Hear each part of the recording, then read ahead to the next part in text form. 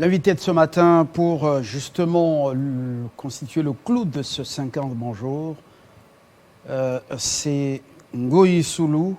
Cyril, il était avec nous sur ce plateau. Bonjour, monsieur Ngoyi. Bonjour, monsieur Vous les êtes journalistes. député plutôt provincial, Tout à fait. élu du territoire de Luila. C'est Luila. Luilou. Luilou. Oui, oui, Ah, province. j'ai confondu avec les territoires de Luila au Congo central.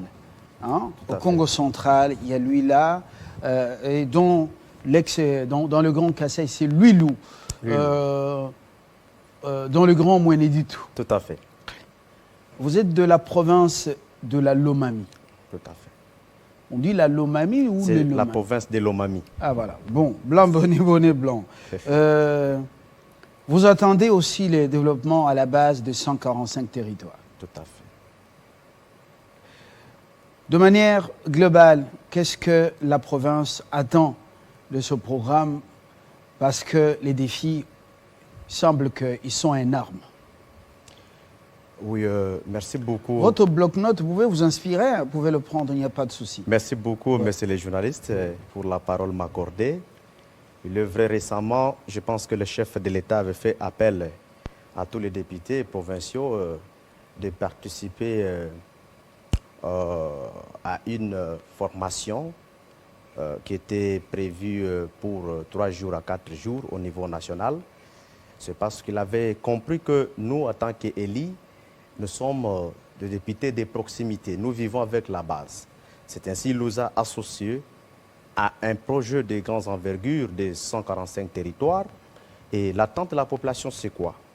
Comme c'est un projet qui allait soulager la population lomamienne et pourquoi pas toute la République, il est question de se focaliser sur les axes prioritaires dans les 145 territoires. Dans des actions prioritaires, là, vous verrez qu'il y aura question des infrastructures routières. Et d'ailleurs, actuellement, la province de Lomami est devant un grand défi à relever. Le défi à relever, c'est quoi? Dans les domaines routiers, vous allez comprendre que les routes de dessert agricole posent problème. Actuellement, la population n'est pas à mesure d'évacuer les produits de première nécessité du village vers la ville urbaine.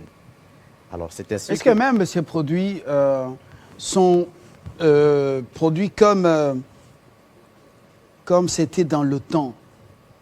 On se souvient que les opérateurs économiques du Grand Kassai et du Kassai oriental en particulier avaient des grands camions qui faisaient Chofa, Lubao, Kamana, partout, qui ramenaient beaucoup de produits vivriers au centre des consommations et à Kabinda et à Mbujimaï.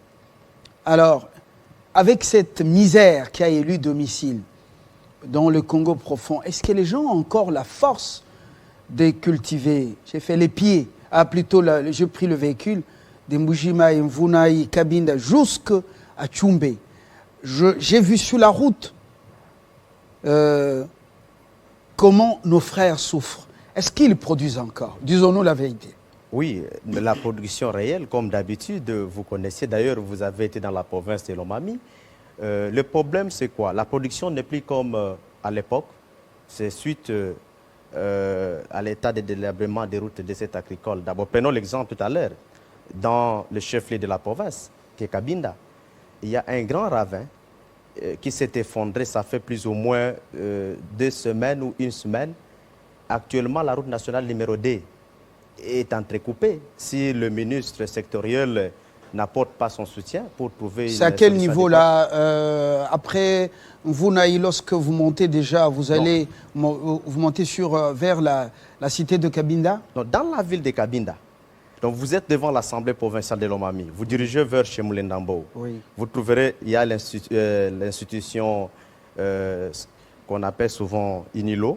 Oui. C'est toute une grande institution de la place. Avant d'atteindre même les bâtiments des installations de l'université, vous trouverez le ravin qui est à côté. Et je viens fraîchement de Kabinda. Donc, le ravin s'est effondré, ça fait plus ou moins 2 semaines. Si le ministre des UTPR ne vient pas au secours, il est difficile que les véhicules quittent Cabinda vers Tchofa. Sinon, la route sera... Est-ce qu'il y a encore des véhicules, camions qui vont vers Tchofa, Kamana, partout, Bachimike, voilà. Est-ce qu'il y a encore des véhicules? Il y a des véhicules qui passent, mais avec une grande souffrance.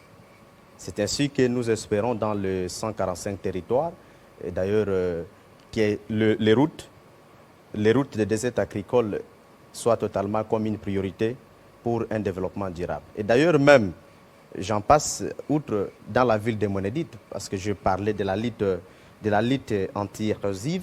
La ville de Monédite est menacée par un ravin communément appelé Saint-Martin. Actuellement, ne soyez pas surpris que la gare SNCC de Monédite ne travaille plus. À 1 kilomètre de la gare, il y a une tête du ravin Saint-Martin qui menace la SNCC. Donc, et si j'en profite pour demander au ministre sectoriel de prendre certaines dispositions relatives pour mettre fin à cela. Le sol du Grand Kasaï, dans la plupart des cas, c'est un sol qui est favorable. Donc, il renferme dans son sein le diamant et d'autres minéraux. Et du coup, voilà, très, très, très favorable à ce que vous appelez ce phénomène ravin. Hein, je ne m'hasarde pas sur la qualité du sol, je ne suis pas du domaine. Mais au fait, comment le président, vous avez vu le parcours de combattants pour arriver à Cabinda la nuit en quittant Mbuji-Mayi, vous avez vu le parcours de combattants. Il semble qu'il avait pris la route de Ngandajika, je crois en passant par Cap-Tchoj jusque... C'est sur la route de Ngandajika. Sur la route de Ngandajika. Tout à fait. Alors, quelle solution? En son temps, sous Mobutu, cette route, à un moment donné, il y a eu vraiment de grands travaux qui ont été exécutés au l'office de route. Moulindambo aussi a apporté du sien, mais Moulenda n'a plus sa fortune comme dans le temps. Quelle solution? Cantonnage manuel sur une route de dessert agricole en terre battue, ou bien une route asphaltée avec autant de ponts, autant de drainages? Bon, une bonne solution, c'est d'associer la jeunesse à certaines choses. Vous savez quelque chose, c'est que nous avons compris c'est quoi? Associer la jeunesse, c'est-à-dire quoi? Vous avez parlé des cantonnages manuels. Il est vrai, il y a certaines ayant créé leur, on appelle ASBEL, comité d'entretien des routes des états agricoles et conso, CLEUR. Oui. Alors, si nous procédons au cantonnage manuel, il y a probabilité de travailler. Mais dès lors que nous espérons toujours que la route soit asphaltée avec l'état actuel de la République, ça sera difficile. Donc, pour moi, je souhaiterais qu'on puisse mettre la main sur les cantonnages manuels. Ça, c'est pour les routes de dessert agricoles. Mais la route, la nationale numéro 2, qui va jusque dans le Lualaba, dans le Grand Katanga, cette route passe par Cabinda, bien entendu, et cette route exige quand même des grands travaux. Des grands travaux. Mais le travail fait sous Ngoï Kassanji, d'Mbuji-Mayi jusqu'en Vunaï. Vous avez vu la qualité du travail. Il était même possible de rouler à 100 à l'heure. Tout à fait. Quelle expérience pour la suite, Vunaï jusque dans la ville de Cabinda? Bon, avec le chef de l'État lui-même était sur place. Il était témoin de tout ce qui Parce qu'il y a beaucoup de ravins à l'entrée de la ville de Cabinda. Tout à fait. Oui. J'ose croire qu'avec l'espoir, il est déterminé d'éradiquer ce système. Il avait déjà pris langue avec le docteur de l'OVDA.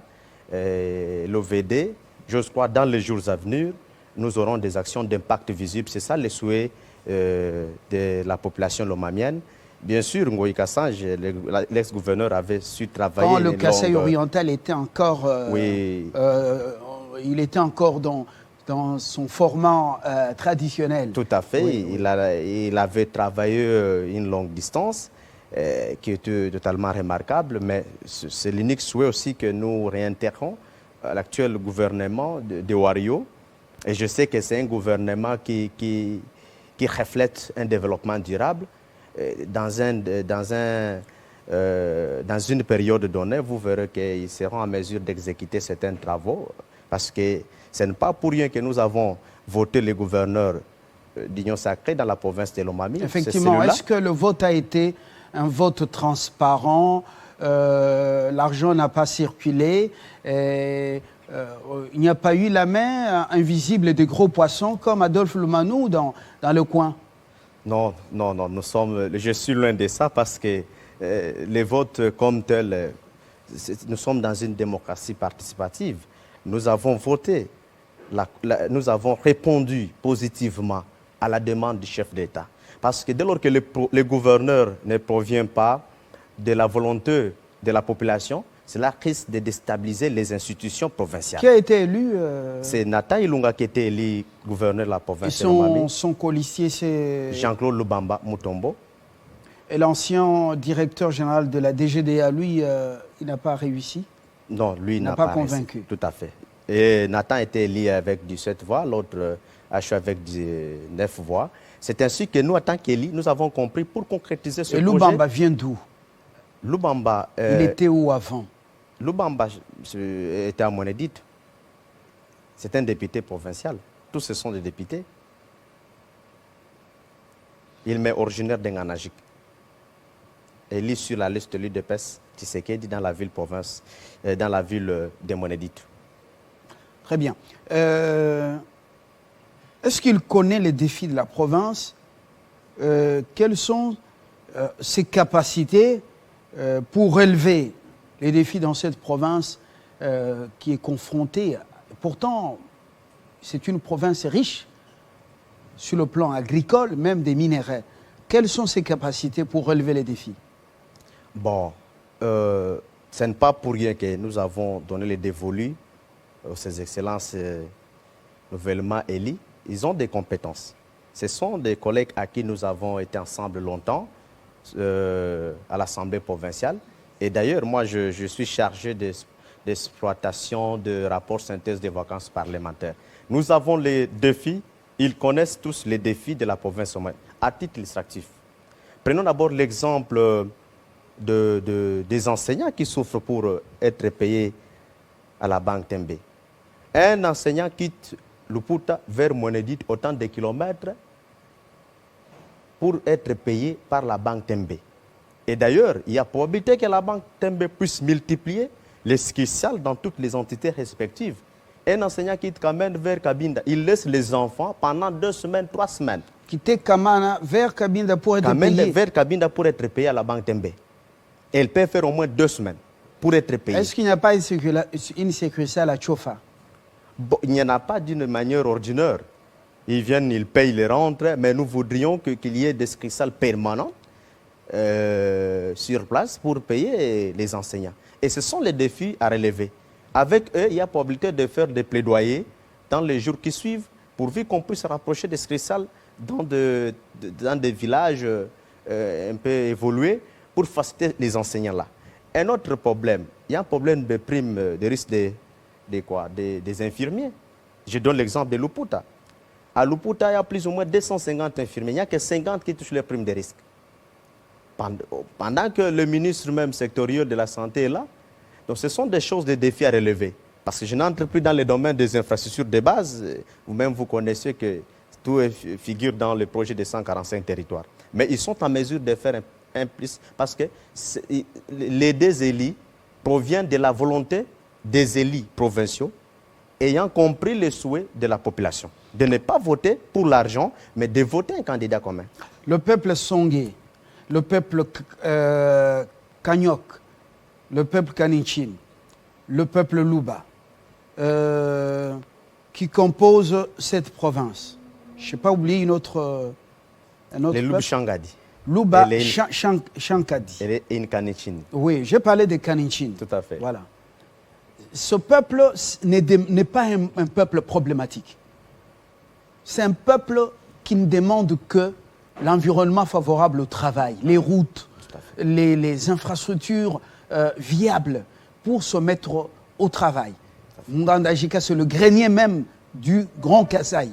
Alors, pratiquement, même Cabinda comme territoire et les autres territoires au-delà de Cabinda. Qu'est-ce qu'il faut maintenant? Qu'est-ce que vous attendez de ce fameux, de ce programme ambitieux de 145 territoires? Qu'est-ce que vous attendez de lui? Bon, personnellement, en tant qu'élu, le chef de l'État nous a demandé de s'approprier de ce programme. S'approprier, c'est de l'accompagner dans la vulgarisation de ce programme. Ça ne suffit pas. Accompagner, s'approprier. Ça sont des slogans politiques. Tout à fait. Oui, mais quittons un peu la politique politicienne. Sur place, qu'est-ce que vous attendez que ce programme apporte? Nous voudrions que ce en termes de priorité. Oui, je peux énumérer chaque plan, oui. Chaque domaine. Oui.